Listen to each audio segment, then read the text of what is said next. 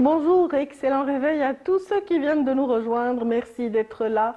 Dans Bonjour d'Algérie, nous sommes aujourd'hui le 7 octobre et bien sûr nous sommes à la veille de la date du 8 octobre qui évoque énormément de choses pour le peuple algérien, notamment le martyre de 4 héros de la Révolution, en l'occurrence Ali Lapointe, Mahmoud Bouhamidi, Omar Yassef et Hassiba Ben Bouali, tombés au champ d'honneur un certain 8 octobre 1957. Et bien sûr, ils méritent tous les égards, ils méritent bien sûr qu'on les honore à toutes les instances. Aujourd'hui, c'est au tour de Bonjour d'Algérie de leur rendre hommage, notamment avec l'intervention de Hassan Arab ce matin. Dans cette matinale, nous parlerons aussi d'histoire, mais à travers les bulles, oui, puisque le FIBDA a mis en relief justement la contribution de la bande dessinée dans l'écriture de l'histoire à plus d'un titre. Et puis, bien sûr, nous reviendrons sur tout l'événement avec son commissaire, en l'occurrence Selim Brahimi, qui sera notre invité d'honneur dans cette matinale.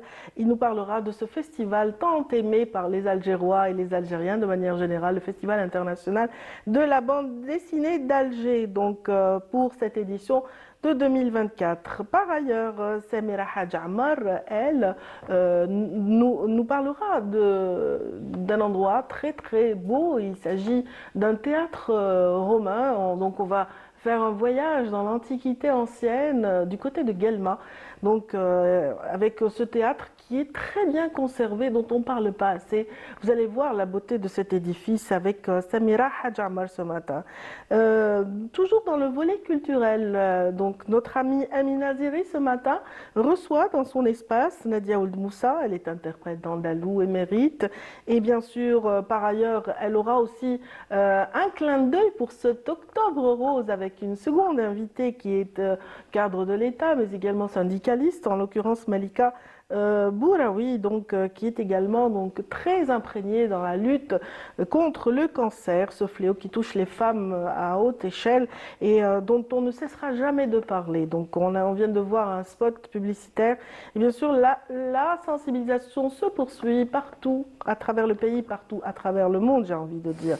Sensibilisation oblige aussi sur les routes et c'est Hasna Zoubiri qui prend en charge ce volet, vous le savez bien, dans Safety Road. Elle nous parlera aujourd'hui de sécurité routière et de prévention avec Hassan Mnouar, qui est le président de l'association Amen. C'est l'essentiel un petit peu de la matinale d'aujourd'hui. J'espère que vous apprécierez nos interventions ainsi que celles de nos invités. Donc merci d'être là. Ne zappez pas tout de suite, rien que pour vous, un point météo pour vous dire un peu ce qu'il en est des nouvelles du ciel ce matin. Allez, c'est avec Amel Haribi qu'on va le faire.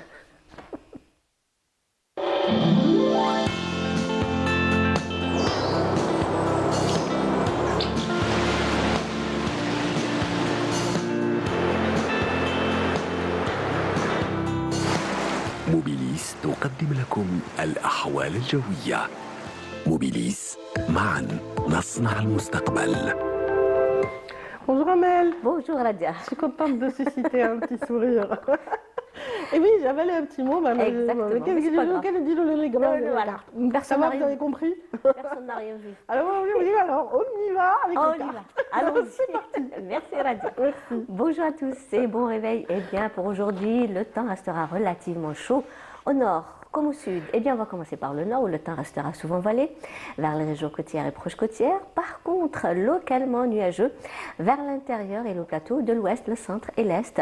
Et ces nuages vont donner quelques pluies par endroits sur les hauts plateaux de l'est et qui peuvent déborder mais en soirée sur le littoral est. La moitié sud, eh bien, le ciel restera souvent voilé avec des orages vers le Bécharrois, le Nord Sahara. Toujours des passages nuageux, l'extrême sud, le Gatassili et le sud du Sahara central qui peuvent donner aussi quelques pluies parfois orageuses mais par endroits. Ailleurs, rien à signaler, le ciel restera généralement dégagé. Et à noter des zones de sable sur le sud-ouest tout au long des frontières algéro-maliennes et le Sahara central. Eh bien, comme je vous l'ai dit tout à l'heure, il va faire très très chaud aujourd'hui. Les températures seront élevées avec toutefois un maximum de 39 degrés Relizane, Chlef et Mascara, 37 Tlemcen, 35 degrés à Alger, 34 Oran, 33 à Al-Bayad, à Naba, 31 Tizi Ouzou, Constantine et Sétif, 27 degrés à Batna également Djelfa. Au sud, eh bien, on relèvera 33 degrés à Biskra, 35 Béchar, 37 du côté de Gardaïa et Janet, 36 Tamaracet, 38 à Tindouf, 40 degrés à Elizi, 41 à l'extrême sud et 42 à 43 degrés de Insalah vers Adrar. La mer aujourd'hui, eh bien, elle se montrera plutôt calme sur les côtes ouest et est, peu agitée sur les côtes centre. Des vents qui vont arriver jusqu'à 30 km/h sur pratiquement toutes les côtes d'ouest en est. Et les vents seront des secteurs est sur les côtes ouest et est et sud-est sur les côtes centre. On va terminer ce but avec l'éphéméride. Pour aujourd'hui, eh bien, le soleil se couchera vers 18h22. Et pour davantage d'informations, bien sûr, vous pouvez consulter les sites de Météo Algérie. Passez une excellente matinée avec la suite du programme sur Bonjour d'Algérie et à tout à l'heure midi.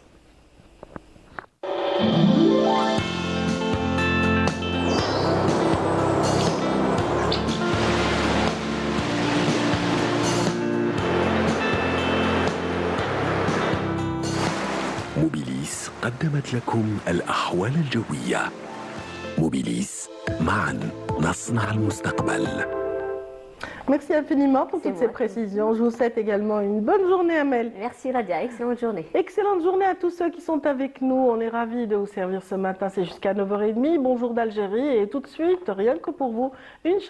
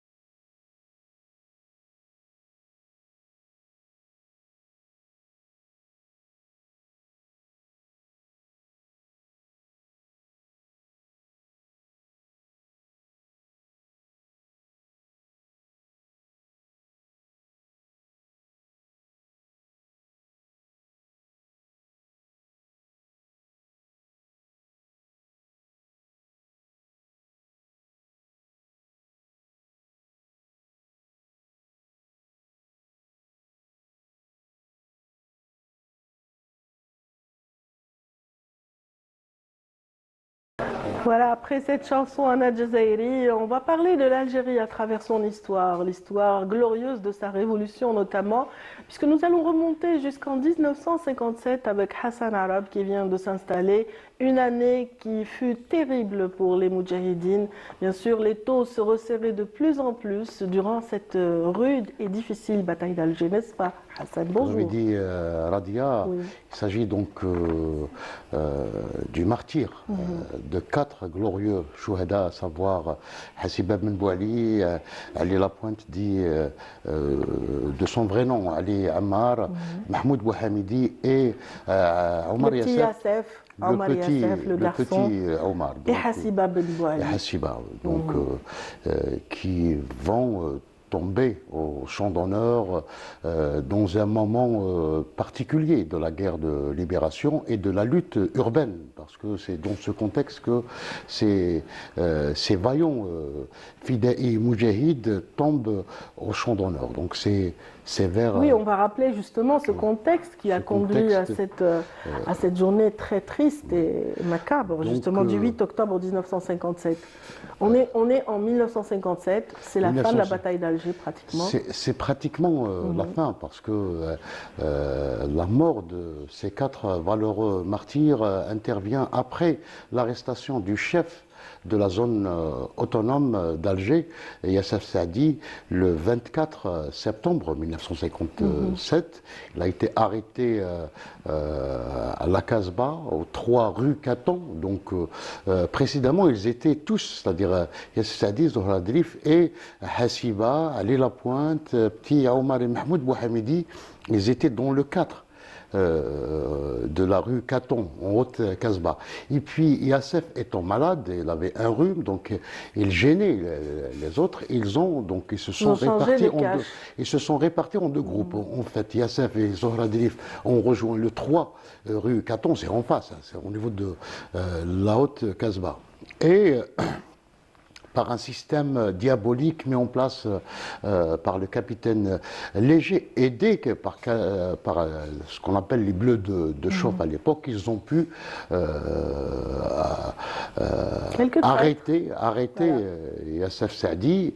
Et puis, c'est le début donc d'une chasse au groupe qui est resté, c'est-à-dire le groupe de Ali Lapointe. Ali Lapointe, moi j'ai eu la chance d'avoir un entretien avec la femme, c'est-à-dire celle qui les a hébergés. En fait, c'est la famille Ghemmati, mais c'est la mère de Bouhamidi, hein, Oui. de Mahmoud Bouhamidi, parce que le 4 rue Caton, c'est la maison de Mohamed Bouhamidi. Donc sa mère, elle m'a raconté qu'elle a appris l'arrestation de Yassef, qui était dans le bâtiment en face,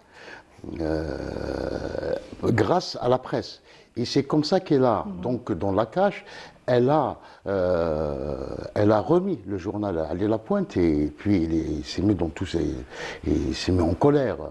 Et ils ont décidé donc de quitter le 4 rue Caton le lendemain, c'est-à-dire le 25 septembre plutôt 1957, pour élire domicile dans cette maison du 5, c'est la maison des Moussaouis, hein, donc, qui sont également des Moudjahidines. Le 5 rue des Abderrahmane, c'est pas par hasard qu'Ali Lapointe a choisi cette maison, parce que en 1956, c'était le refuge du CCE, c'est-à-dire de Abban Arman, de l'Arbi ibn Mhidi,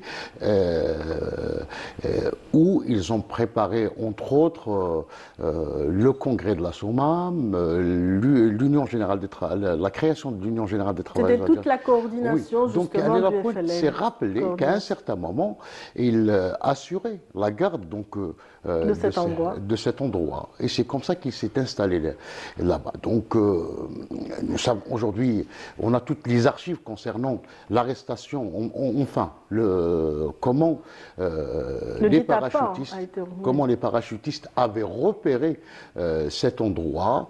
C'est grâce notamment au concours d'un retourné, donc du nom de Hassan Gendrich, dit Safi, dit Judas, dit Zarouk également. Donc, voilà, j'aime bien le Judas. Oui, il a toute une panoplie. Voilà, donc c'est vraiment, ça répondait à son... Au rôle qu'il a eu dans ce martyr. Il devient tortionnaire, elle va torturer par la suite Jamila Boubacha. Donc, on ferme la parenthèse par rapport donc, à ce sinistre personnage. Et puis, voilà, c'est la soirée du 7 octobre, donc 1957, vers 19h57, le quartier était bouclé, cerné, encerclé par des centaines de parachutistes. Donc, des parachutistes à l'époque étaient sous le commandement du général Massu. C'était pas le général Massu, parce que à l'époque, quand il s'agit des arrestations, etc., des chefs, etc., il y avait toujours des militaires des services spéciaux qui mobilisaient les parachutistes, etc. Donc, dans le cas de Yassef, c'était Jean-Pierre, le colonel Jean-Pierre, mais Jean-Pierre, à l'époque, il a été justement blessé le 24 septembre. C'est pourquoi il a fait appel à son subalterne, donc un officier, le commandant Guillaume. Donc c'est lui qui a chapeauté toute l'opération. Donc vers 20h, ils ont essayé de parlementer avec Allé Lapointe, mais Allé Lapointe a refusé de répondre. Il a préféré donc se sacrifier. Et ils ont même négocié donc de libérer le petit Yassef, etc. Qui lui a refusé. Qui lui-même a refusé. Donc ils ont choisi donc le martyr avec Hassiba, Mahmoud Bouhamidi et évidemment Allé Lapointe. Donc ils ont plastiqué tout simplement la cache. On doit rappeler que Allé Lapointe, dans son refuge, avait 4 bombes et des armes, etc. Donc, au petit matin du 8 octobre 1958, il va y avoir donc une déflagration. Donc, on a plastiqué la cache. Ça va provoquer l'effondrement de plusieurs maisons. L'effondrement de plusieurs maisons. Donc, en plus des 4 Chouhada, il va y avoir 17 martyrs, donc dont 5 enfants âgés de 3 à 5 ans et plusieurs femmes également. Voilà pour un petit peu le contexte on dit que c'est la fin. Donc avec la mort de Allé Lapointe et de Hassiba et le petit Omar et Mahmoud Bouhamidi, on parlait de la fin de la zone autonome. C'est pas tout à fait la fin de la zone autonome parce que... Mais disons que c'était les dernières cartes de la pyramide. C'était le sommet de la pyramide. Une semaine plus tard, le 15 octobre, c'est l'arrestation du commissaire politique de la zone autonome, Abdelrahman Ben Hamida, dit Khiyam, un homme très très important dans le dispositif militaro-politique de la zone autonome. C'est avec l'arrestation de Ben Hamida qu'on peut dire que l'organisation, c'est-à-dire Nizam, au niveau de la Casbah, et non pas au niveau d'Alger également, il faut également être précis, a été vraiment décimée. Voilà. C'est vrai, mais ce n'était pas la fin de la guerre, n'est-ce pas, 57. Ce n'était pas la fin de la guerre. Un tournant décisif par rapport à la capitale. Ce n'était pas la fin de la guerre, ce n'était pas la fin de la bataille urbaine et de la mobilisation des populations urbaines, parce que quelques années plus tard, il va y avoir des groupes de fidèles qui vont se structurer dans des noyaux, donc à travers toute Alger, donc que ce soit à l'ouest, donc ou bien sud-ouest, Bertouta, il va y avoir un groupe un peu intéressant. Al-Harrach, il va y avoir un groupe. Adil Ibrahim, autour donc de la maison des Boubacha, il va y avoir des groupes. Donc les Algériens n'ont jamais renoncé, c'est-à-dire et c'est ça la force du combat libérateur. Et puis parce que c'était le combat de tout un peuple, n'est-ce pas? C'est le combat de tout un peuple. C'était ça, la force de cette révolution. Et puis au moment où les Français pensaient qu'ils ont mis un terme, c'est-à-dire entre parenthèses, ils utilisaient le mot pacifier, ils pensaient qu'ils avaient pacifié Alger, etc. Plutôt décembre 60 a montré tout à fait le contraire, que le peuple algérien était déterminé à en finir avec le système colonial avec la grève, avec le 11 décembre. Exactement, raciste et criminel. Tout à fait. Voilà. Bon, en tout cas, voilà, c'était nécessaire de s'arrêter sur cette date importante par rapport à nous, par rapport à l'hommage qu'on doit à nos martyrs, à à tout moment, et surtout ceux qui ont choisi justement d'aller vraiment les siblourham, comme on dit. Exactement, Voilà. c'est ceux qui se sont sacrifiés, ils ont sacrifié leur vie. C'est le choix, c'est le sacré, parce que s'engager dans une révolution donc, contre un peuple, c'est d'abord la détermination et le sacrifice, c'est-à-dire avoir le sens du sacrifice. Et c'était là la force de ces fidèles et moudjahides, mais aussi tous les gens, toutes les femmes et les hommes et les enfants qui ont combattu le colonialisme, que ce soit à Alger, à Oran, et dans les Douars, dans les Mechta, dans les maquis, un peu partout en Algérie. Voilà. Et c'est drôle, mais cette image que vous avez décrite tout à l'heure, Hassan Arab, nous rappelle un petit peu le martyre des Palestiniens actuellement. C'est exactement. C'est-à-dire qu'on bombarde toute une zone. Oui, je et pense on s'en fout de ce qu'il y a autour. Je pense Voilà. que la France coloniale avait adopté, avait initié donc des procédés d'extermination, des procédés de ghettoisation de aussi, ghettoisation. par Ah le oui, la barrage, Casbah. par Donc la on doit Casbah. rappeler 1957 que la première mesure qui a été prise par les parachutistes, à leur tête le général Massu, c'était de quadriller la Casbah. Donc la Casbah était séparée pratiquement d'Alger. Toutes les entrées, toutes les ruelles qui mènent vers la Casbah étaient contrôlées. Il y avait des barbelés, il y avait donc des compagnies de parachutistes, de territoriaux, des services spéciaux, parce qu'on a mobilisé, comme je l'ai dit tout à l'heure, des Bloodshop, etc., des gens qu'on a retournés pour justement guetter, cerner et surveiller surtout cette zone. Et même les moyens disproportionnés qui ont été utilisés, c'est la même chose. C'est-à-dire la France a utilisé l'Algérie comme un laboratoire de répression, et c'est exactement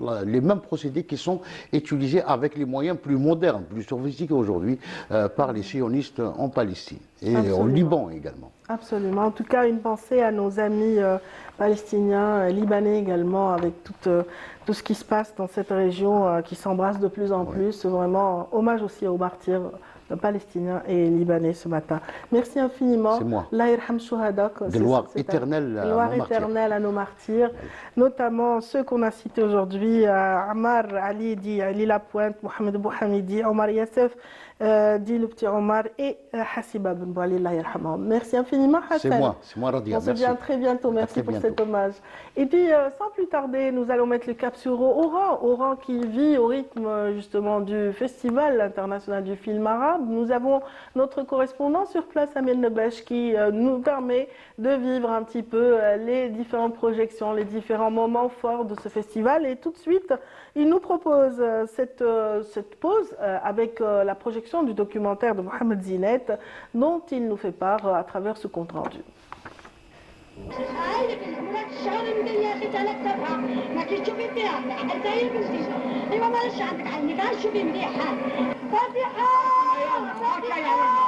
On a assisté à une belle découverte, celle du documentaire Zinet, l'Algérie, le bonheur, qui est un hommage à l'un des pionniers du cinéma algérien, Mohamed Zinet, le moudjahid, l'écrivain, l'homme de théâtre et l'intellectuel engagé.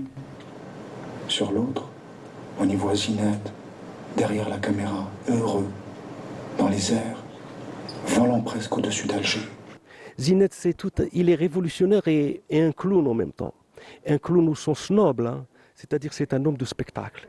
Et ça, c'est très très fort. Et il y a effectivement quelques artistes algériens qui l'ont compris très tôt. Ses amis, c'est Kateb Yassine, c'est Siakham, et bien sûr Boudia. Et Boudia, il ne faut pas oublier Ould Houmtou, Ould Qasba. Donc ils ont une complicité géographique et culturelle très très forte. Et bien sûr qu'après l'indépendance,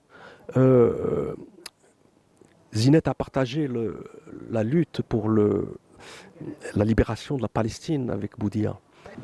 Le Festival international du cinéma arabe d'Oran, c'est aussi une belle occasion pour les jeunes réalisateurs de rencontrer des cinéastes connus ayant un parcours remarquable comme celui de Rachid Bouchareb, le réalisateur de Little Sénégal, de Poussière de vie, de Hors-la-Loi et de Indigène et d'autres œuvres majeures du cinéma international, qui s'est exprimé sur le financement de projets de films. J'aimerais être celui qui pose des questions. à une personne qui a de l'expérience. Donc non, j'aime beaucoup ça parce que j'ai beaucoup de nostalgie des débuts et puis raconter aussi comment nos débuts et et puis de le partager avec les autres, c'est de dire oui, au début c'est difficile, il faut avoir un peu de chance, mais il faut jamais lâcher, quoi. Dans son intervention, le cinéaste a exprimé son amour envers le cinéma algérien. Le cinéma algérien, je crois que c'est le seul sur le continent africain qui a une Palme d'Or et un Oscar. Et ça, quelques années après l'indépendance. Pourquoi? Parce qu'il y a quelque chose. Donc ces racines, elles existent et on fera que des bons films. Ça te La développe. deuxième édition nous propose un riche programme en projection, mais également en débat entre professionnels des métiers du cinéma. Et de retour sur le plateau, donc on quitte Oran pour Alger et tout de suite avec Safety Road, la rubrique de Hasna Zouberi. Bonjour Hasna. Bonjour Ladia. Ravi de te retrouver. Eh ben, également. Ah ben, ça va sur les routes, comment ça se passe actuellement? Ça va. Ça va C'est plutôt calme ces derniers temps. D'accord.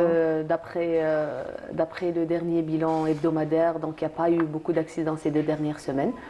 Alhamdoulilah. On croise les doigts et on souhaite que ça continue. Inch'Allah. Peut-être la sensibilisation a commencé à apporter ses Bah, fruits. elle est nécessaire Exact. dans la mesure où on s'approche de plus en plus de la Exact. saison hivernale et où il y a les pluies, Tout à le fait. verglas, D'ailleurs, etc. la protection civile, police et gendarmerie avaient lancé la semaine passée une campagne de sensibilisation étroite, les 3 corps, pour sensibiliser les usagers de la route quant justement à ce changement climatique. Et quand il y a campagne, il y a aussi l'implication de la société civile, n'est-ce pas? Exactement, tout à fait. Je suis votre regard, oui. Voilà, donc Monsieur Mnouar est avec nous ce matin. C'est notre invité de Safety Road, président de l'association LMN pour la protection du consommateur. Monsieur Mnouar, bonjour. Bonjour à vous, bonjour à tous les suiveurs de Canal Algérie, qu'ils soient d'Algérie ou d'ailleurs. Très bien. Je sais qu'on est suivi de partout.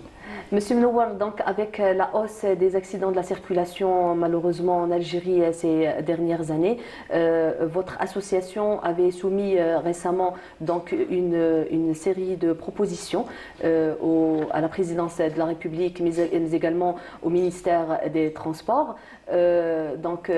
Plusieurs points ont été soulevés. Donc, ce qu'on voit sur nos routes, malheureusement, notamment la révision du programme d'apprentissage de la conduite au niveau des auto-écoles qui est très important aujourd'hui. Ouais. À savoir d'abord que le premier recueil, on avait déposé au ministère des Transports en 2016 et qui comportait 23 recommandations. Et puis en 2020, c'est descendu à 16, ce qui voudrait dire qu'il y a eu quand même beaucoup de points qui ont été pris en charge par les pouvoirs publics. Il y a beaucoup d'initiatives, il y a beaucoup de choses qui se font à longueur d'année. Mais malheureusement, nous restons toujours des éternels insatisfaits. Donc je crois que c'est le rôle d'une association de consommateurs. Donc on est toujours en train de demander des choses en plus, surtout que le nombre d'accidents, le nombre de décès causés par les accidents n'a pas vraiment diminué depuis des années. Donc on est toujours à plus de 4000 morts par an, ce qui est effrayant. Donc c'est ce qui tue plus que beaucoup de maladies en Algérie. C'est pour cela que nous avons toujours insisté, et nous insistons toujours, parce que ça n'a pas été encore bien accepté, que ce soit par les citoyens, de faire relever l'âge de conduite. Ça, pour nous, c'est très important. Parce qu'à 18 ans, moi j'ai toujours dit qu'à 18 ans, il y a 30 ans, on pouvait compter sur un jeune de 18 ans pour conduire. D'ailleurs, on peut compter sur un jeune de 18 ans même pour se marier, chose qu'on ne pourrait pas faire maintenant. Donc à 18 ans, ce n'est pas vraiment l'âge pour permettre à un jeune de prendre un véhicule de plus de 100 chevaux et conduire sur une autoroute. Parce qu'il faut vraiment avoir de la maturité avant d'avoir les capacités de conduire. Donc ça, c'est un premier point. Alors que ce soit pour les véhicules légers ou bien pour les véhicules lourds. Les véhicules lourds, c'est encore, on a demandé que ce soit à plus de 30 ans.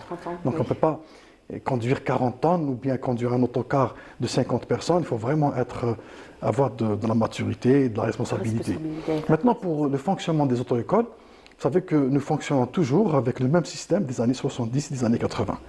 Alors que le monde a changé, le monde de la circulation routière a changé. Les véhicules ont changé, les routes ont changé, la réglementation, la signalisation maintenant. Il y a même de l'électronique qui est rentrée dans la circulation routière. Et là, on est un peu frustré parce que les choses ne changent pas. On délivre des permis à des jeunes qui font parfois acte de présence dans les auto-écoles, mais qui n'apprennent pas grand-chose. Donc, chose qui a été maintenant constatée, parce que quand on pose des questions à des conducteurs et qui ne font pas la différence entre un stationnement interdit et un arrêt interdit, qui ne font pas la différence, même pour la priorité. On voit très bien qu'il y a des régions en Algérie où, dans un rond-point, on a la priorité qui est à gauche, mais dans d'autres régions, ils n'arrivent pas encore à assimiler ça, parce que ça, c'est un problème d'apprentissage et d'enseignement. Donc, c'est de la formation. Donc là, il est très, très urgent de revoir tout ça et de rendre le permis plus difficile. Moi, j'insiste sur ça aussi. Voilà, accentuer la difficulté, ça, je suis d'accord. Mais on peut avoir 18 ans et être responsable. Mais en fait, c'est par la suite, les comportements changent sur les routes. Et là, c'est vrai que c'est là où il faut vraiment appuyer l'apprentissage du code de la route, mais de façon très exigeante. Oui, mais vous savez que il y a des sociologues et des psychologues font des études. Et vous savez, maîtriser un véhicule qui fait plus de 120 à l'heure, ou bien même à 120 à l'heure, quand on a 18 ans ou 19 ans, alors que la corpulence a changé et la maturité qu'on le veuille a changé.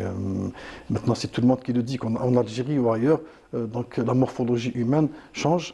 Le mental aussi change avec. Donc, il doit y avoir des études beaucoup plus profondes aux universités, au département des sciences humaines, pour revoir tout ça. Parce que, est-ce que réellement on a besoin... Ce qui est sûr, c'est que voilà, les auto-écoles doivent s'impliquer différemment. S'impliquer. Non, les auto-écoles, avec leur fédération, on a essayé de travailler avec eux pour faire changer les choses d'eux-mêmes.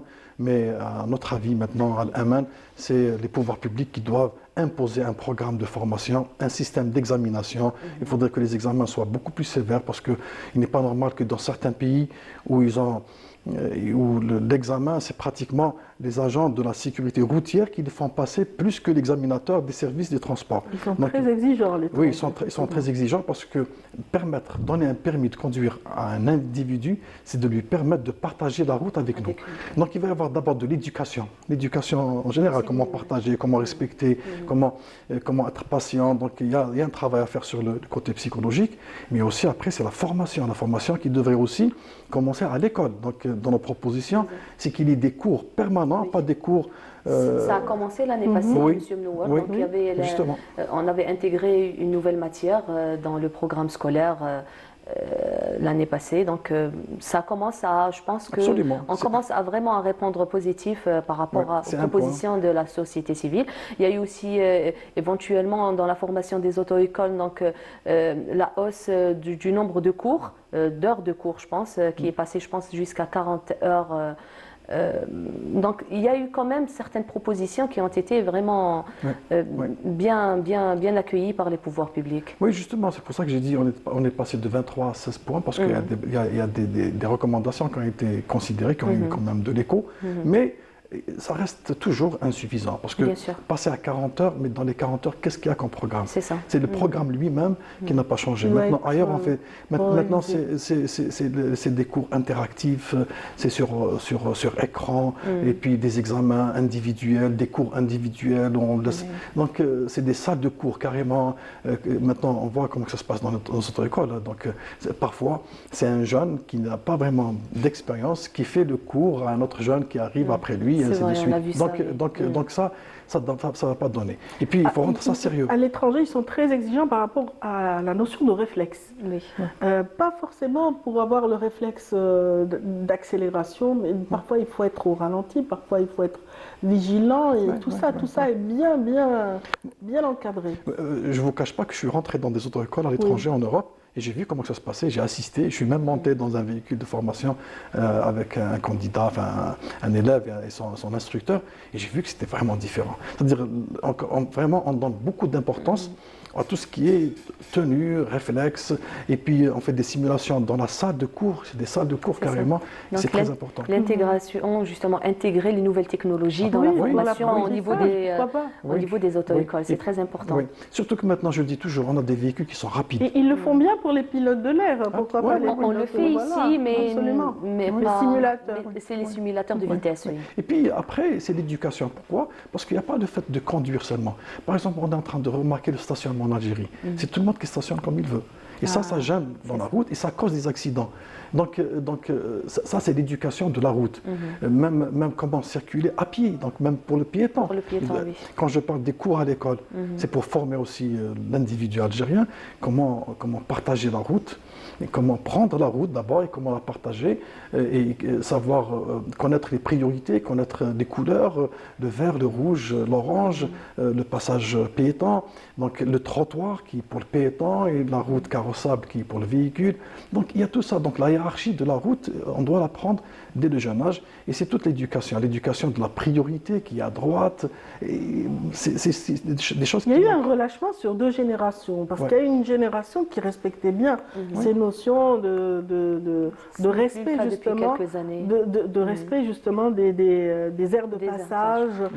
Surtout la priorité, hein. On ne traversait C'est pas très n'importe important. où, il y a 2 décennies ou 3 décennies auparavant, et tout le monde traversait au passage piéton, les aires de stationnement des taxis, on en avait parlé dans cette oui, l'année passée, oui. Les gens, ils font bien Le la chaîne. stationnement sur les trottoirs aussi, donc N'existait pas avant. N'existait pas avant. Les gens, ils font bien la chaîne quand il s'agit d'aller payer dans une caisse, dans un supermarché. Mais quand ils sont en voiture, ils ne font pas la chaîne l'un derrière l'autre.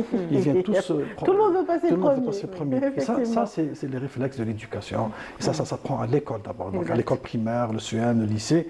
Et après, quand on va à l'auto-école, c'est pour concrétiser tout ça, apprendre comment conduire, comment apprendre le code de la route, qui est international, parce qu'on doit pouvoir conduire en Algérie et ailleurs, et connaître aussi le véhicule, comment il fonctionne. C'est très important aussi, parce que quand on ne connaît pas le sujet avec lequel on se déplace, on risque de faire des erreurs sur la route qui causent des accidents. Ça, c'est très Le important. système coercitif aussi n'est pas vraiment très Oui, incisif.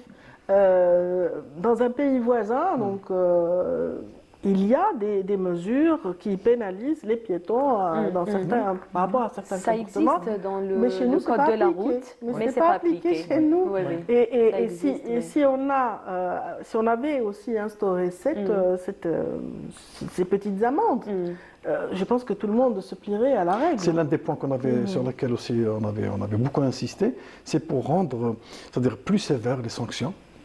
C'est-à-dire, on en subit tous, mais on doit en subir. Il faudrait que les services de la sécurité routière, gendarmerie, police, soient beaucoup plus regardants sur plusieurs détails et être vraiment très sévères.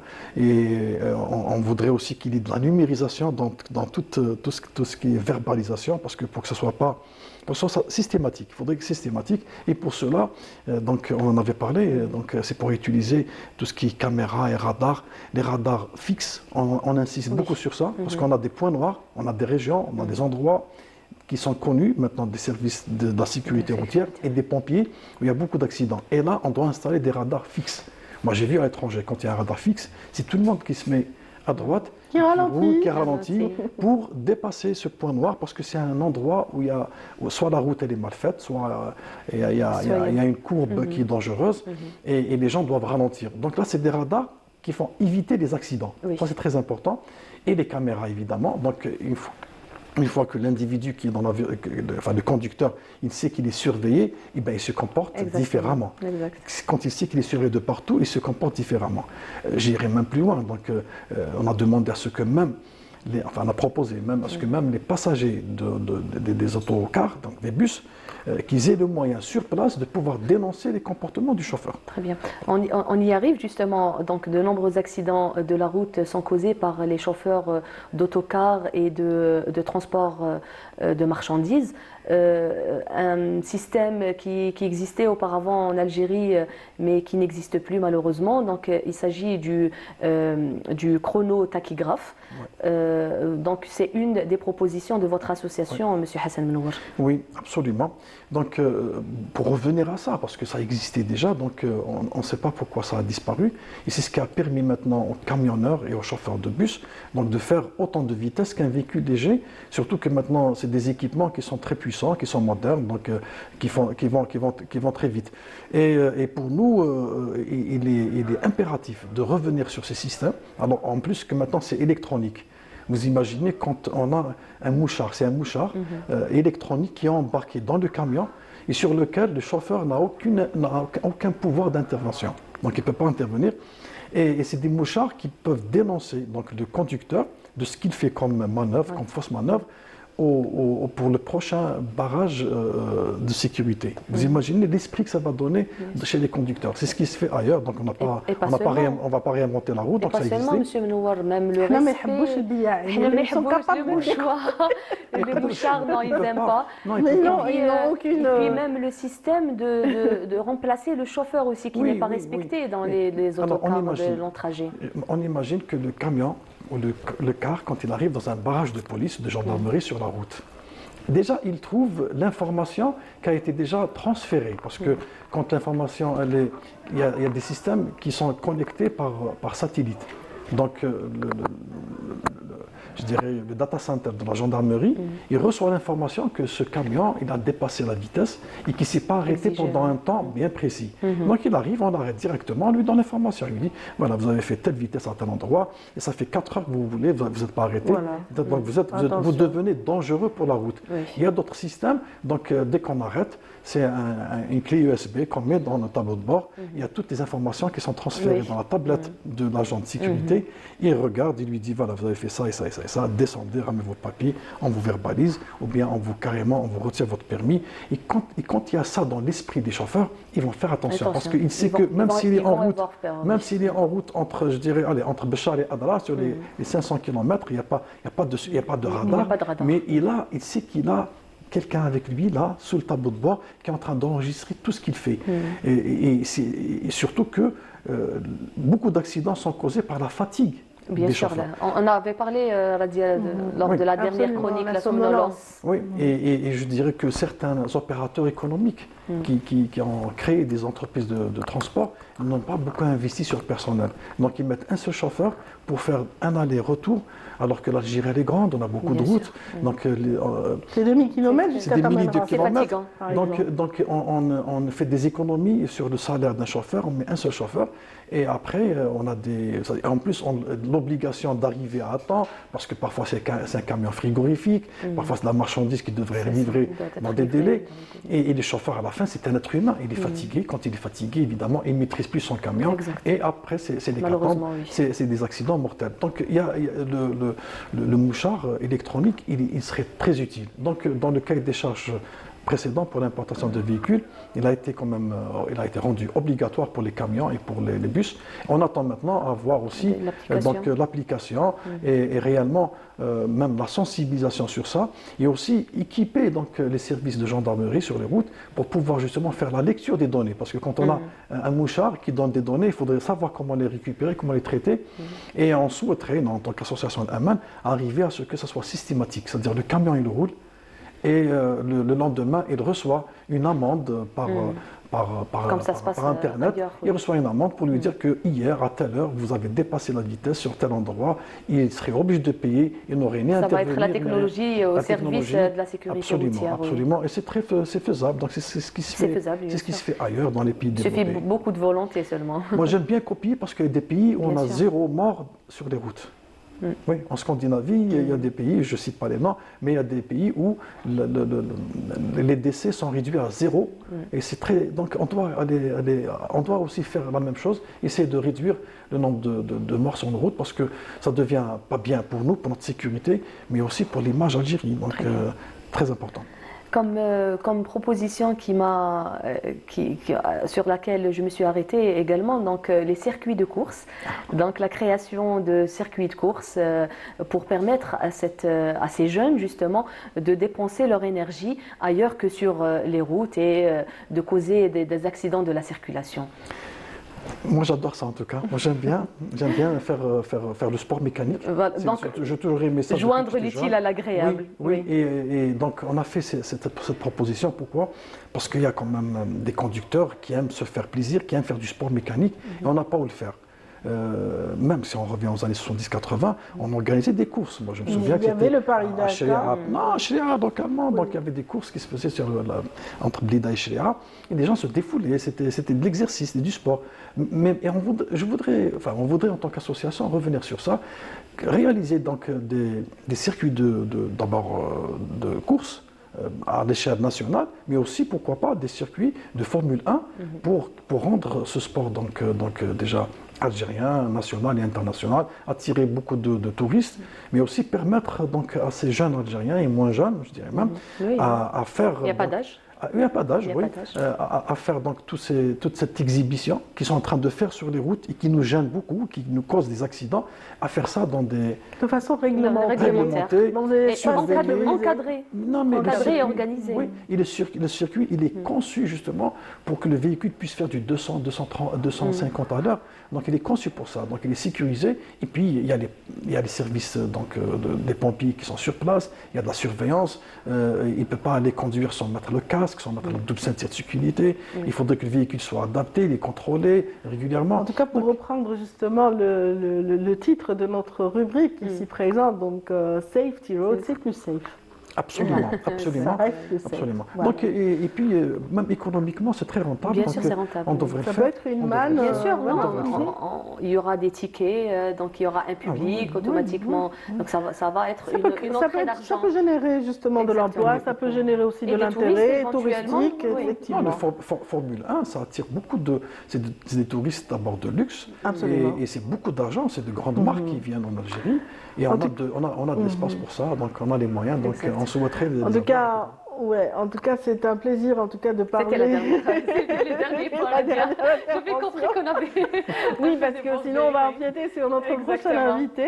Merci infiniment pour cette belle participation de la part de M. Menouar ici présent. Merci. Donc merci à Hasna également. Donc vous êtes, je le rappelle, le président de l'association Amen.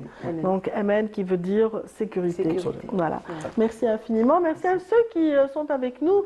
Parmi eux, il y a certainement les amateurs de la bulle et de la bande dessinée qui attendent impatiemment l'intervention de notre invité suivant. Donc on va parler du Festival international de la bande dessinée d'Alger dans un instant, après ce reportage qui nous emmène droit au Bastion 23, qui a accueilli une très belle exposition, un concours international de la photographie sous-marine, une manière aussi de sensibiliser par rapport à la sauvegarde de notre littoral.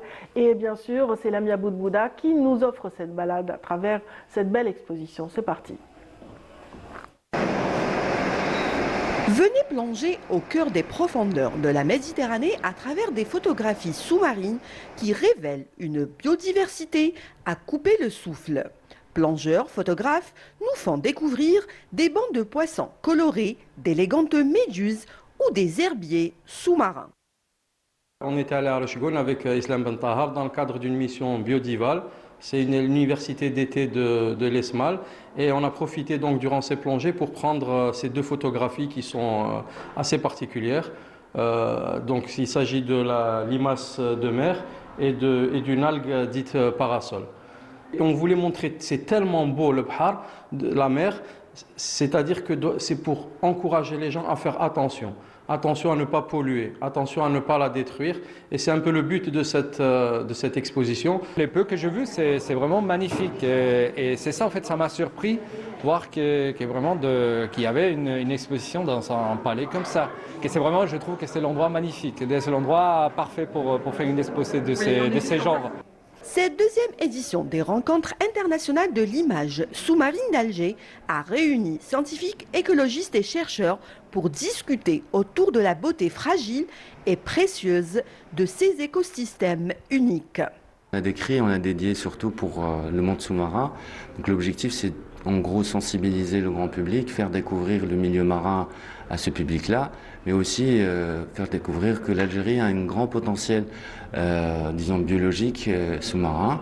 Donc pour cette deuxième édition, on a organisé des conférences thématiques sur différents thèmes qui sont, soit hier on avait eu Amin Kabalan qui nous a parlé des algues, on a eu encore une conférence sur les microplastiques, voilà, tout fait. Et puis après, donc mon ami Mehdi Hamani qui a présenté aussi une conférence sur l'archéologie. Ça, c'est que pour les journées d'hier et d'avant-hier, mais aujourd'hui encore, on a des conférences qui vont être dédiées spécialement pour le documentaire sous-marin, et on aura Nazim Ben Salah, un archéologue du CNRA, qui va nous présenter une conférence sur l'archéologie sous-marine algérienne.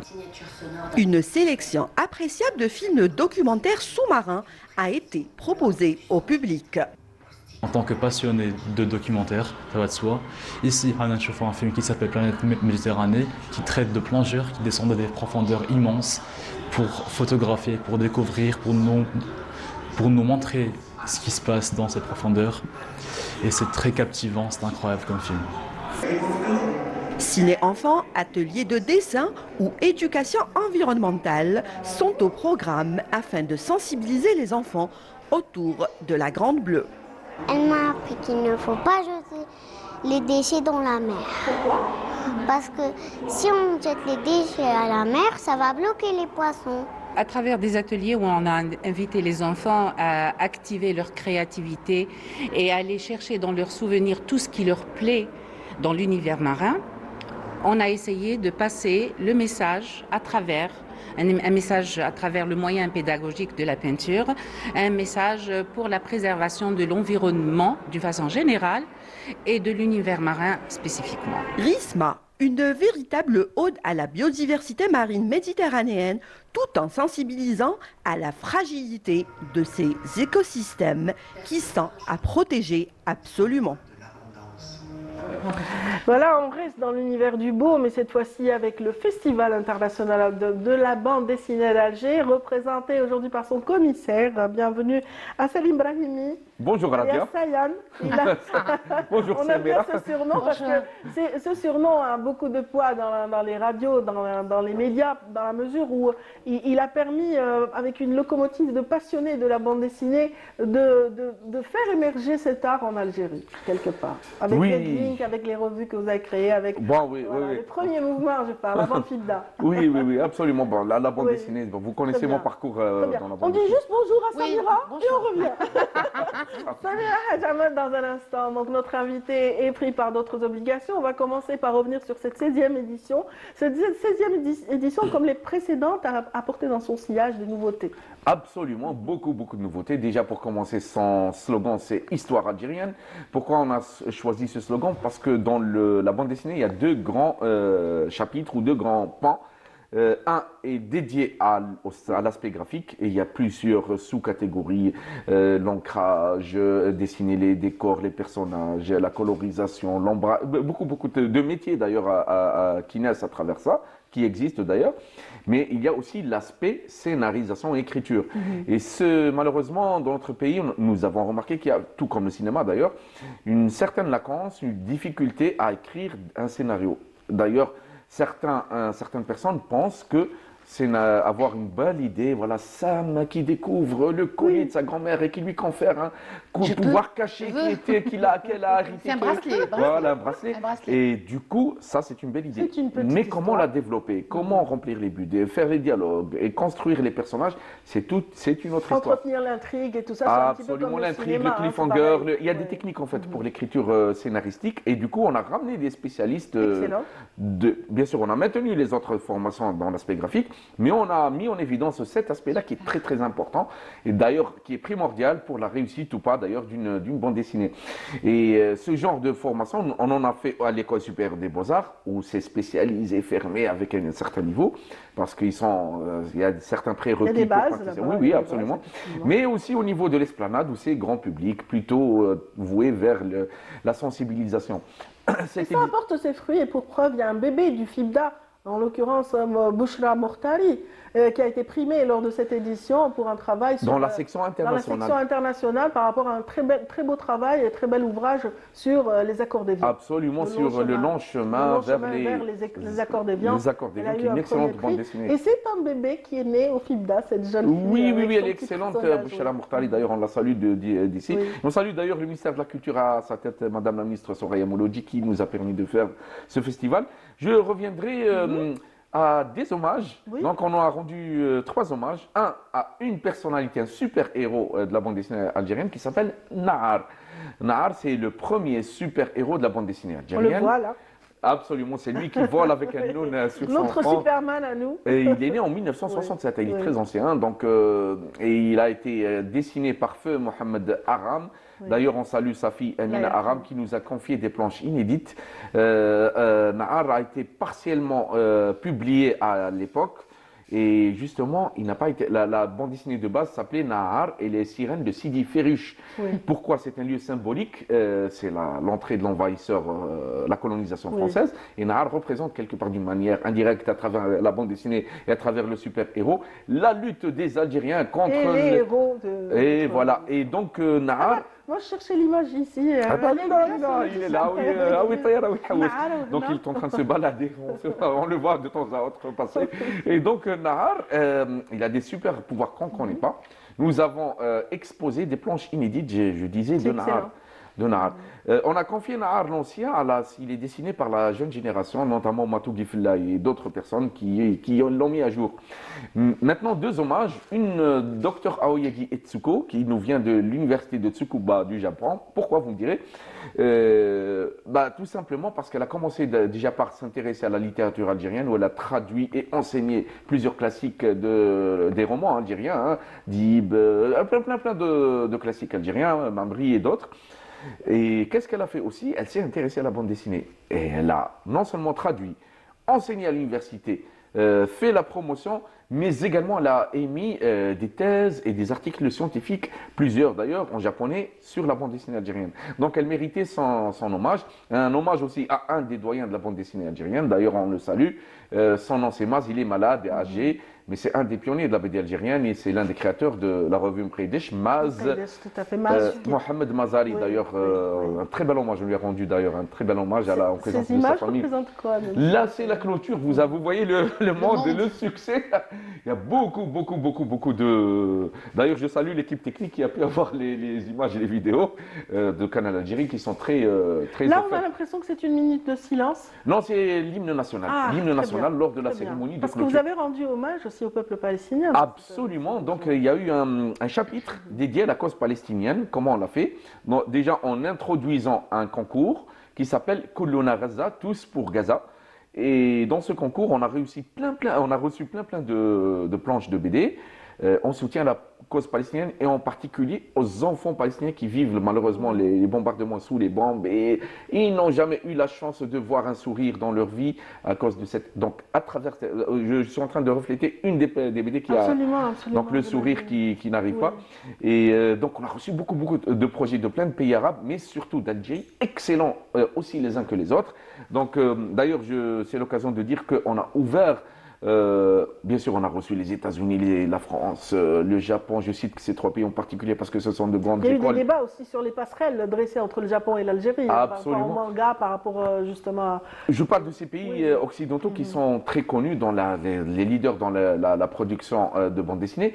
Mais on a ouvert la fenêtre, j'allais dire la porte, aux pays arabes. On a reçu la Syrie la première fois, le Liban, la Palestine. Le Liban et la Palestine, malheureusement, n'ont pas pu venir physiquement, mais ils sont venus à travers ces œuvres, parce que vous savez ce qu'ils vivent malheureusement maintenant. On a eu l'Égypte avec Racha Aboul Mahati, c'est une excellente auteure de bande dessinée. Madeleine Issa de Syrie, la Tunisie qui était présente. Donc on a essayé de rassembler un peu tout ce beau monde autour de la bande dessinée. Et c'était une belle rencontre. Bien sûr, nos artistes algériens qu'on salue, c'est eux, c'est le but, c'est eux. Donc, en attendant d'ouvrir vers l'Afrique. L'Afrique, si, on a reçu. On a l'Afrique, bon, déjà la Tunisie, l'Égypte, c'est l'Afrique, mais on a reçu Yann Koumbozi de la République démocratique du Congo, qui est le pays le plus après l'Algérie bien sûr, hein, attention, le plus productif en termes de bande dessinée. Donc il a fait plein de travaux, il est revenu sur l'édition africaine de la bande dessinée. Génial. Dans cette 16e édition, un intérêt particulier au gaming. Donc il y a eu un concours de gaming, il y a eu aussi l'introduction un petit peu de certaines Oui, le gaming et surtout intéressantes. la réalité virtuelle qui est très très importante pour nous. Ce n'est pas juste du gaming pour le gaming. Je suis un gamer, j'adore ça. Hein. Il faut que ça soit lié, parce que le but, tout est lié au 9e art en fait. L'industrie de la bande dessinée, c'est la base. Alimenter justement tous ces jeux vidéo. Oui, absolument. L'adaptation vers le jeu ou du jeu vers la BD, du cinéma vers la BD. En tout cas, il y a eu des projections de films d'animation d'ailleurs. Donc la bande dessinée, c'est tout un microcosme où gravite autour des activités qui font vivre l'art. Figurines, gaming, réalité virtuelle. Il y a une nouveauté aussi, en fait on a maintenu les célèbres ateliers qu'on faisait chaque année, dans celui par exemple de Digital Speed Drawing, ou Raconte-moi mon héros, ou d'ailleurs la bande dessinée, l'atelier pour enfants et jeunesse, on les a mis, ils dessinent des planches sur Nahar pour découvrir Nahar et faire aussi la bande dessinée. Mais on a aussi introduit un nouvel atelier qui s'appelle Atelier de sculpture et de modélisation 3D. Donc il est en 2 phases. C'était des étudiants des Beaux-Arts, mais ouverts au public bien sûr, à l'Esplanade. Qu'est-ce qu'ils ont fait? Ils ont commencé par faire une sculpture de héros de bande dessinée. Et après, ils sont passés à la modélisation 3D, créer en 3D un personnage et l'imprimer avec une imprimante 3D. Et ils vont repeindre après. Ça fait des... Oh, c'était magnifique. Magnifique. D'ailleurs, quand tu as envie de prendre, je ne laisse pas. Il y avait des Zinabouzi, de Nahar et des héros voilà, de la bande dessinée algérienne. On voudrait vous retenir encore plus. Avec plaisir. mais c'est vous qui êtes tenu par une obligation. Il est déjà 9h et donc on vous permet justement de répondre aux questions d'autres journalistes. Et on a été ravis de vous retrouver. Longue vie au FIBDA. Longue vie au FIBDA. La prochaine édition promet d'être encore tout aussi Oui, on a... Bon, je vais donner un petit indice sur l'affiche. Il y a un indice sur la prochaine édition. Bon, maintenant, il faut attendre la validation de la tutelle. Mais en tout cas, bravo à tous les amateurs de bande dessinée. Nous vous remercions pour cet engouement. Vive la bande dessinée. Qu'il y ait plus de production, c'est notre but. On a eu plus d'éditeurs. On a fait une table ronde sur l'édition. Voilà. Vive et ça a fait le bonheur de toute la jeunesse algéroise qui est venue dans les adultes. Il y a des gens des 4 coins du pays. Attention. Et voilà. Et Tamo Bchaiha pourrait venir assister à ces démonstrations de cosplay. C'est surtout des jeunes et des familles, le public du FIBDA. C'est connu. Merci beaucoup pour l'invitation. On a été ravis. Donc on vous laisse décrocher votre micro comme un grand et on revient à Samira. Discrètement, et je me faufile comme un personnage de BD qui se terre dans l'ombre.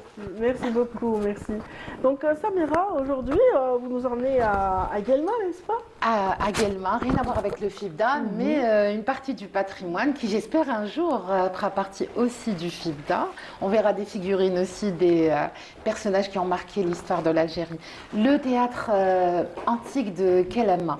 Guelma, c'est l'ancien nom justement de cette belle ville. Exactement. Il est situé à Guelma, c'est pas très loin, c'est à l'est d'Alger, à l'est de l'Algérie, c'est pas très loin de Hannaba.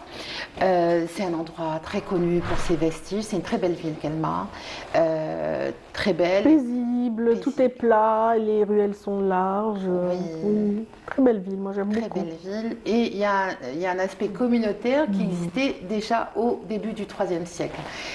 Notamment, je ne sais pas si tu connais Ania Aelia. Non. Ristuta. Elle s'appelle Ania Aelia Ristuta, c'est un peu romain, non? Voilà, c'est un peu romain, exactement. Donc Ania Aelia. Elle a vécu en quel siècle cette Ania? Au début du IIIe siècle. IIIe siècle, voilà. Donc on est bien. Donc elle aimait beaucoup ses concitoyens et elle a décidé de dépenser l'équivalent, je crois, aujourd'hui, de 50 millions de dinars pour la construction d'un théâtre. Donc le théâtre antique de Guelma. C'est une évergette. C'est-à-dire une personne généreuse qui donne de l'argent pour la communauté. Et eux, les concitoyens de l'époque, ils étaient tellement contents qu'ils lui ont édifié 5 statues. donc pour la remercier. 5 statues à son effigie, donc à l'effigie de Ania. Peut-être qu'on pourrait les images voir. vont certainement suivre, donc on va attendre de voir le beau théâtre de Galma que j'ai déjà visité. Donc j'ai dit l'équivalent de 50 millions de dinars, en fait c'est 400 000 Là c'est l'autre facette, mais je pense que les statues elles sont de l'autre côté, c'est l'autre versant. J'ai donné une de Ania. Donc voilà, Ania donc l'a offert. Et comment on le sait? On le sait parce qu'il existe 2 inscriptions qui mentionnent, et on connaît surtout la période, on l'a datée, parce que il y a 2 inscriptions qui sont dédiées, je vais les lire parce que bien sûr, moi et le latin, je suis là. Flamenca Augustorum, si j'ai bien Augustorum, voilà, qui veut dire Marc Aurèle et Vénus, ou encore Septime Sévère et Caracalla. C'est comme ça qu'on a réussi, enfin que les archéologues de l'époque ont réussi à le dater. À situer la date, à l'époque justement. Donc ce théâtre romain est très très beau, il est magnifique, il est à visiter. Très bien conservé aussi, c'est ça. Exactement, et pourtant il a été détruit. Il a été détruit et on va dire démantelé. Il a été démantelé pour reconstruire la ville. Ce théâtre est fait avec la pierre de taille. On l'a utilisé, cette pierre, pour reconstruire la ville un peu plus bas. Ensuite arrive, je crois que c'était en 1908, de 1908 à 1914, il a été reconstruit. Réhabilité, reconstitué. Voilà. Il peut accueillir 3600 spectateurs. Il y a plusieurs niches. Là, on peut sentir l'ampleur justement de l'amphithéâtre. De l'édifice, oui. Il est, et la statue, je pense qu'elle est tout en haut, là, sous l'arc. Il y a notamment la statue d'Esculade. Esculade, c'est le roi le dieu de la divinité. Exactement, le dieu de la médecine. Alors, ce théâtre est conçu pour 3600 personnes. Tu vois, il y a toujours au milieu les places. Les gens se battent pour avoir la place du milieu. La colonne qui est au milieu. On appelle ça la KIV. La KIV, voilà, c'est en latin. Donc c'est cette place qui est réservée, on va dire, c'est la place VIP. Une place, oui, des VIP, des nobles de cette époque, les loges. L'équivalent des loges VIP de des notre loges époque. VIP, ou alors tu vois, quand tu vas au cinéma, tu choisis toujours la place qui est dans la rangée qui te mène direct vers le centre de l'écran. Exactement. Donc, il y a cet espace. C'est un théâtre très joli. Il est à visiter. Il est à Guelma. C'est pas très loin d'Alger. Toute la région est intéressante. C'est la région de Saint-Augustin. La région aussi de là où est située la première université dans le monde, à Mdarwish. J'ai bien prononcé. Voilà. Et donc, le théâtre antique de Kalama. Pardon? Je rêve à ça, ça m'arrive. Voilà. Oui. Donc, il y a un musée à l'intérieur. Le musée contient plusieurs objets ou pierres ou, on va dire, stèles votives qu'on peut visiter. En tout cas, c'est une belle virée à recommander aux visiteurs.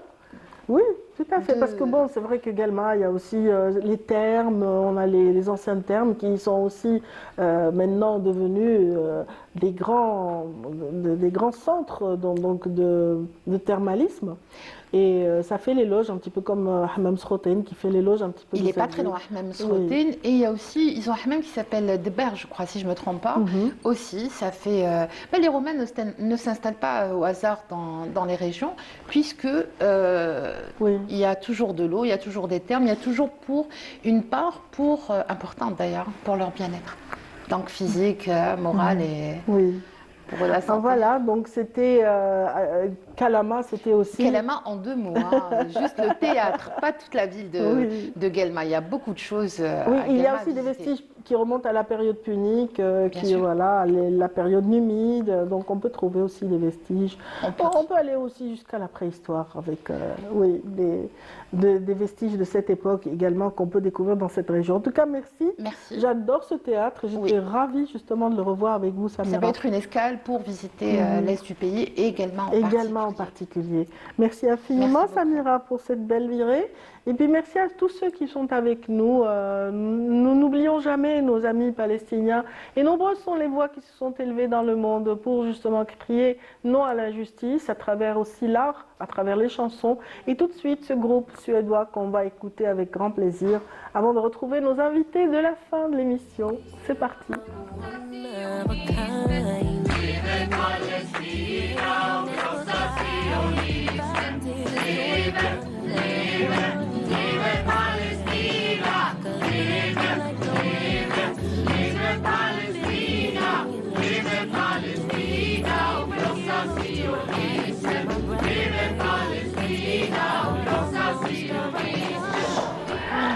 Voilà, un petit souci voilà, d'ordre technique. Le temps de régler donc en régie ce petit souci, je vous inviterai dans un instant à découvrir les invités de Amina Zeri, qui sont en l'occurrence Madame Nadia Ould Moussa pour cette journée, puis également donc elle est interprète d'andalou et brillante interprète, une très belle voix. Et puis Malika Boutaoui, en l'occurrence, qui va nous parler. Nous accompagne depuis plusieurs mois. Ça fait déjà 1 an que nos amis palestiniens subissent l'innommable dans ce territoire ghettoisé depuis déjà 17 ans et 18 ans maintenant avec cette guerre féroce. On ne peut pas parler de guerre, on peut parler juste de génocide par rapport à cette zone du monde. Et bien sûr, c'est très touchant de revoir ces images qui ont vraiment donné du baume au cœur à tous les résistants dans cette région du monde, à tous les sympathisants avec la cause palestinienne aussi. Ça a été l'hymne justement de cette année. Et bien sûr, sur ces airs qui nous touchent beaucoup, nos amis se sont installés et notre amie donc Amina Zeri, qui a été à l'origine de leur invitation, va nous les présenter. Bonjour. Merci Amina. Beaucoup, Radia. Ravi de te retrouver comme d'accoutumée. Tout plaisir est pour nous. Et bien sûr, on est tous malades, on passe des moments vraiment difficiles quand on voit toutes ces images. Vraiment, c'est un génocide, exactement. Et on reste toujours solidaires avec nos frères et sœurs à Gaza, et en Palestine, au Liban. C'est-à-dire la position de l'Algérie envers ce qui se passe en Palestine et envers la cause palestinienne, elle est très claire et nette. نحن مع فلسطين ظالمة أو مظلومة وإن شاء الله يا ربي يرفع عليهم هذا الضر إن شاء الله يا ربي. اليوم قالنا غير الله سبحانه وتعالى l'unité. Il y a un très beau film palestinien dont l'intitulé est Intervention divine, et bien sûr voilà, on espère qu'une main divine Inch'Allah ya Rabbi, Inch'Allah. Voilà, soutienne nos frères palestiniens. Oui, Amin. En tout cas, on va présenter nos invités sans plus tarder. Exactement, voilà, donc moi je suis très très très ravie de recevoir mes invités, deux femmes au شنقولك الله الهمة والشان, deux femmes de marque. في زوج رايحين يدونا deux régions qu'on aime beaucoup, de belles régions. Alors notre artiste, notre belle artiste, Madame Nadia, je salue Nadia Ben Youssef, qui sera mon invitée la semaine prochaine, Inch'Allah. Donc Nadia Ould Moussa, qui est une grande artiste, elle fait un travail fabuleux. Et qui a une très belle voix. Une très belle voix qu'on a écoutée ce matin sur Bonjour d'Algérie. Donc elle donne rendez-vous à ses fans, à son public pour son concert qu'elle va animer la semaine prochaine, vendredi Inch'Allah, dans un endroit mythique, historique à Dar Bishtarzi, donc au cœur de la Casbah. C'est un honneur pour moi d'être exactement de chanter à Dar Bishtarzi. Exactement. Et à l'occasion du mois rose, donc elle est médecin, elle est spécialiste en médecine esthétique, en médecine esthétique. Très présente sur le réseau. Justement, aujourd'hui on va parler un petit peu, redonner de l'espoir aux femmes atteintes du cancer à l'occasion du mois rose pour parler de la reconstruction mammaire.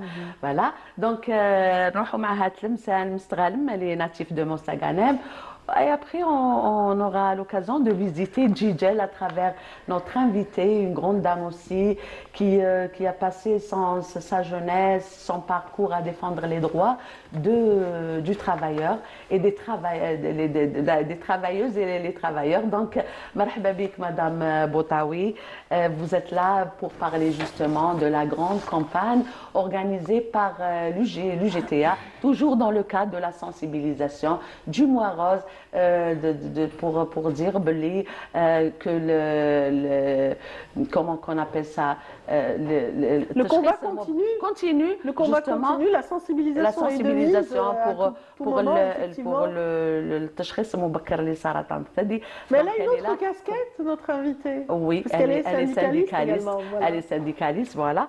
Donc, et justement, à ce titre, l'UGTA organise donc un hommage au peuple palestinien aujourd'hui. On va peut-être dire un mot, s'il vous plaît. Bienvenue d'abord.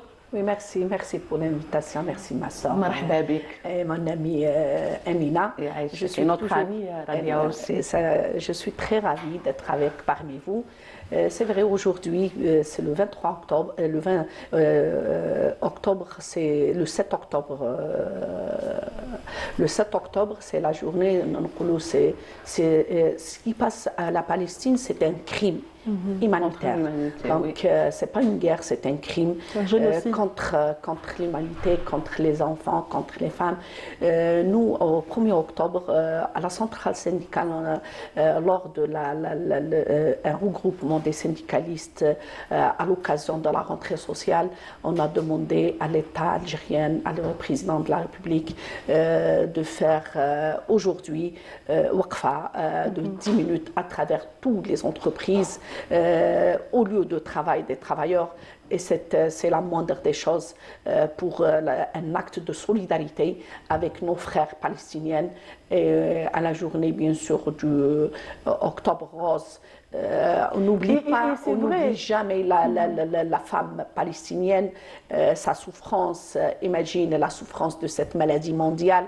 Et la femme palestinienne, on pose la question, comment qui n'a pas eu, tous les cancéreux de manière générale n'ont pas eu droit aux soins durant cette année terrible. Elle n'a même pas le droit à la vie. C'est pas le droit aux soins. La femme palestinienne, c'est autre chose. Elle n'a même pas le droit à la vie. La femme palestinienne, l'homme, c'est la population palestinienne. Par rapport au mois d'octobre. Et par rapport au mois, j'ai dit, c'est une campagne mondiale.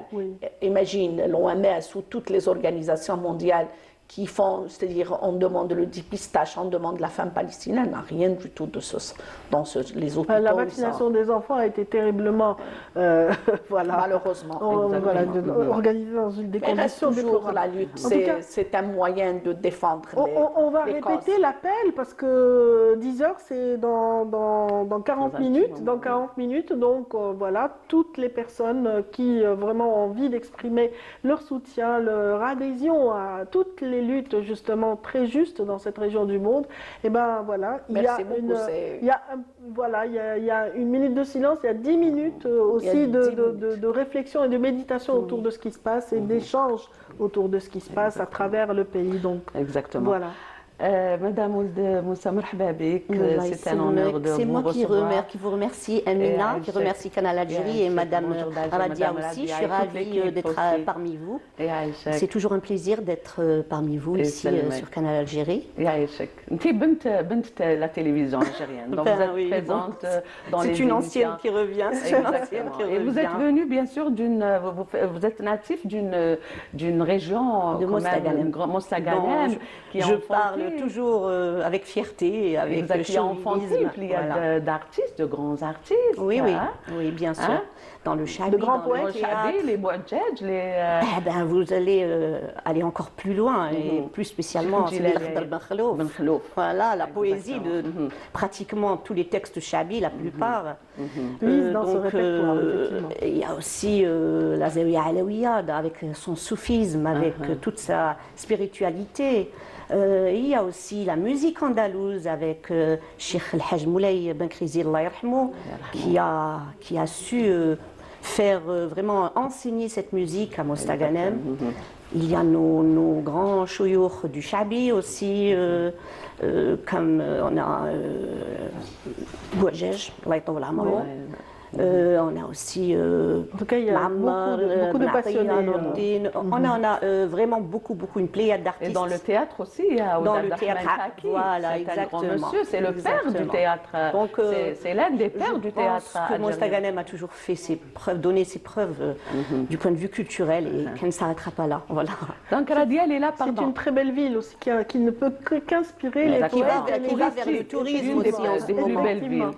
Elle est là, Madame Moussa, justement, pour parler de son concert qui aura lieu vendredi prochain. Vendredi, Inch'Allah. Toujours dans le cadre de l'animation de Darb Shtarzi. On en a parlé la semaine dernière. Exactement. Donc, elle aura l'occasion de rencontrer ses fans à Alger. Vous avez beaucoup de fans, beaucoup de... Oui, bon, dans le monde de tout ce qui est musique, Sanaa, bien sûr. Les gens me connaissent, mais j'aimerais encore laisser des traces et encore chanter pour que déjà en ce moment vous avez vu que les jeunes s'intéressent de plus en plus à cette musique. Absolument. Et donc ils ont besoin d'avoir des artistes qui sont très classiques, qui gardent le patrimoine tel qu'il est. On peut quand même évoluer, on peut faire des petits changements, mais moi je suis plutôt connue pour être très conservatrice, classique, laisser des traces pour garder justement dans le but de préserver notre patrimoine culturel. Exactement. Voilà. Et vous n'êtes pas la seule, là. Il y a une pléiade de femmes. Oui, exactement. Je ne sais pas si on peut citer les noms, les Boursali, les Madame Zekia Il y a eu un très beau week-end à l'Opéra d'Alger, un week-end qui a montré l'engouement du public par rapport à cette musique. Exactement. Il y a eu l'entrée en Nouba et c'était grandiose, effectivement. Donc, la musique andalouse, ما نخافوش عليها. Tant qu'il y a ces belles femmes qui sont là, qui défendent cette musique, exactement. Mais j'imagine que quand on investit un nouvel espace, on a toujours le trac, parce que vous faites votre rentrée à Darb Shtarzi, qui a toute une histoire. Oui, exactement. Chanter dans cet endroit mythique, pour moi, c'est vraiment une première. Et puis, c'est toujours, ça donne un côté un peu spirituel, le fait de chanter dans un endroit d'un grand maître, c'est vraiment un truc qui sera nouveau pour moi et qui va avoir vraiment un impact sur ma prestation, sûrement. Voilà. Il y aura les vibrations de Shtarzi. Exactement, il y aura des corps. Ils ne sont pas partis. Les géants ne meurent pas, ils sont présents là. J'espère que je vais... ça va plaire à mon public. J'espère que vous allez nous donner un petit aperçu sur le programme. Le programme, ça sera bien sûr une nuiba. D'accord. Avec un Haouzi, je ne vais pas donner des titres, sinon il n'y aura pas de charme là. Je préfère laisser vraiment un peu de surprise. Voilà, un peu de surprise. Ça fera du bien à mon public. Donc il y aura une nuiba avec un Haouzi et sûrement une petite variété, mais qui reste toujours dans le cadre dérivé de musique andalouse. Très bien. Donc, Radia, Madame Boutaoui, je ne sais pas comment la présenter, elle a un parcours très très riche, que j'ai pas su la présenter. Elle est active, c'est une femme extraordinaire. En ce moment, elle est venue en tant que présidente de la commission des femmes et travailleuses au niveau de l'Union de Wilaya, qui prépare en ce moment une grande campagne de sensibilisation. دايما تتشخيص مبكر دايما في اكتوبر ولا ماشي اكتوبر et en plus Malika moi je me régale toujours avec son accent djidjilien.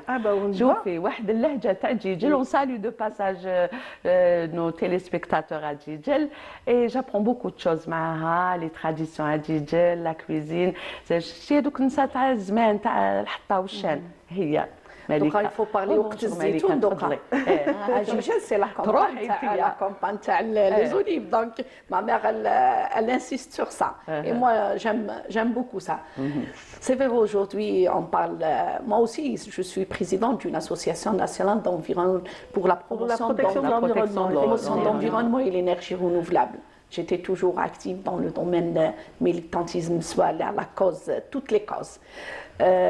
Nous, au niveau de l'UJDA, cette fois-ci, vous savez, c'est le Octobre Rose, c'est le mois mondial de la sensibilisation et de la mobilisation et la lutte contre la maladie du cancer. Notre organisation syndicale, elle donne beaucoup d'importance à la santé des femmes, toutes les femmes et les femmes travailleuses. D'ailleurs, c'est parmi nos objectifs les intérêts des travailleurs matériels et humains. À travers notre département, à notre organisation, il y a un département de santé au lieu de travail, département de la santé au travail et la femme. Organise une journée de sensibilisation et de dépistage. On va faire même le dépistage aux femmes, dépistage en collaboration avec la commission, notre commission de la wilaya d'Alger des femmes travailleuses à l'Union de wilaya d'Alger, sous la ligie de notre secrétaire général de l'UJTA, Amar Takjoud, que nous salue. Il donne toujours l'importance à tous, il donne l'importance au monde du travail, il donne l'importance à la santé des travailleurs. D'ailleurs, il tient beaucoup. D'ailleurs, c'est pour cela qu'il a créé c'est un nouveau département. Il a créé un nouveau département pour ça. C'est l'importance qu'il donne l'UJTA à la santé des travailleurs au lieu de travail. Cette campagne qu'on est en train de la préparer, elle sera le 13 octobre. Très bien. Le 13 octobre, au niveau de la centrale syndicale, il y aura des médecins spécialistes de dépistage. Il y aura on a décroché même avec beaucoup des entreprises, nos syndicalistes, à travers nos syndicats d'entreprise, notre fédération, de faire même la mammographie à des femmes gratuitement, à des femmes qui ont peut-être, si on trouve à travers le dépistage, les consultations des médecins. Et cette campagne, on a recouvert beaucoup plus à des femmes qui n'ont pas les moyens, ils n'ont pas, c'est-à-dire pour donner la chance. Ils sont dans le besoin. Bien sûr, sont au besoin. À cette occasion, on lance un appel à toutes les femmes d'être nombreux. Le 13 octobre. Le 13 octobre. Notre objectif, c'est de sensibilisation contre cette maladie mortelle qu'on peut aider beaucoup de femmes. Première cause de mortalité, malheureusement, pour la femme. Mortelle quand la maladie. Je me permets, en tant que médecin, de dire mortelle quand elle n'est pas prise à temps. Exactement. On peut vivre très longtemps avec un cancer du sein, on peut le traiter quand il est à un stade primaire, quand il n'y a pas beaucoup de métastases. Il n'y a pas de métastases, pas beaucoup, mais qu'il n'y ait pas de métastases. Donc c'est vrai qu'il faut sensibiliser les gens à aller faire ce dépistage. Il suffit d'un petit, vraiment un geste, une mammographie, ce n'est rien du tout par rapport à toutes les complications qu'on pourrait avoir. Alors imaginez, parfois on reçoit des femmes, elle a 40 ans, elle a des enfants, c'est horrible. Alors qu'il aurait suffi de faire un dépistage. Il y a aussi la prévention dans la nutrition, dans ce qu'on avale. Bon, c'est vrai que vous avez parlé d'écologie, je vois que vous êtes dans le domaine, pour la préservation de tout ce qui est bio et tout. Il y a des choses sur lesquelles on ne peut pas. Vous savez, les choses ont changé, on n'a plus cette qualité naturelle des produits et tout. Mais on essaye de limiter les dégâts. Déjà, enlever le sucre. Enlever le lait, la caséine. La caséine, elle est vraiment très incriminée dans ces maladies. Mais c'est vrai que voilà, en tout cas, on retiendra ce message, prévention par l'alimentation, prévention tout court. Et la pratique du sport. Et puis la pratique du sport. Une hygiène de vie. Et aussi une belle hygiène de vie et le dépistage. Exactement. C'est ce qui garantit l'espoir, c'est ce qui garantit aussi l'espoir de guérison pour toutes ces femmes. On a été ravis, mesdames. C'est ainsi, le direct, ça passe très vite. En tout cas, merci infiniment. Merci Amina. Merci Madame Taoui. Et puis voilà, je place un mot, je remercie Agriculture pour l'invitation et pour les soirées, pour la préservation du patrimoine. Excellent. Et à mon tour, je m'incline à tous les... vraiment, je m'incline devant le martyr de toutes ces âmes palestiniennes qui nous ont quittés. Donc, une pensée très forte. Et à 10h, il y aura donc cette minute de silence, on souhaite que tout le monde adhère à cet appel et puis voilà, on sera là pour justement nos amis palestiniens. Voilà, Allah yarhamhum.